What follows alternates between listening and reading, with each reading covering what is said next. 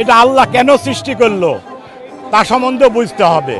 হ্যাঁ, এটা সিদ্ধি, এটা সিদ্ধি, এর নাম সিদ্ধি।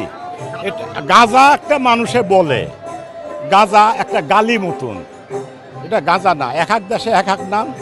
আমাদের দেশে সিদ্ধি, সিদ্ধি খাই সাধন করে সাধকরা, এটা সাধকদের জন্যে, সবার জন্য না, এটা সবার জন্য না। এটা যারা ত্যাগী সাধক আল্লাহর রাহে থাকে তাদের জন্য, ধ্যানে জ্ঞানে থাকে তাদের জন্য এই জিনিসটা।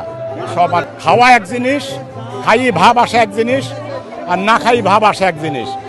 আর এই জিনিসটা হচ্ছে আল্লাহর সৃষ্টি, এটা হচ্ছে আল্লাহর সৃষ্টি। এটা আল্লাহ কেন সৃষ্টি করলো তা সম্বন্ধে বুঝতে হবে।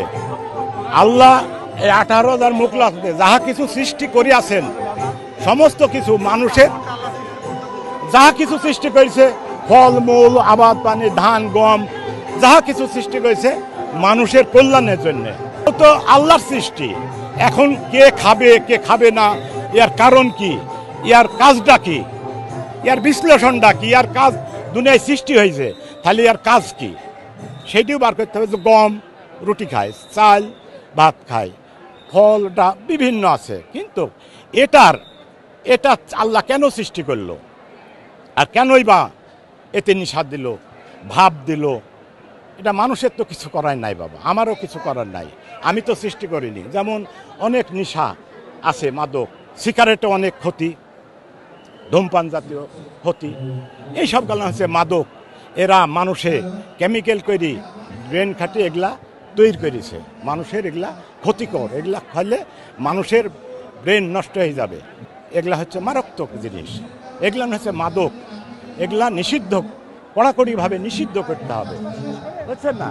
এগুলা থাকলে মানুষ নষ্ট হয়ে যাবে।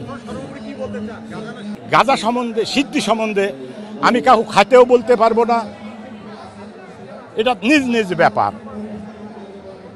আমার প্রয়োজনে আমার কি লাগবে না লাগবে, আমার ভাত প্রয়োজনে খাই, মাংস প্রয়োজনে খাই, যে জিনিসই প্রয়োজনে খাই, এটা কেন খাই সেটা সে সাধককে জিজ্ঞাসা করতে হবে।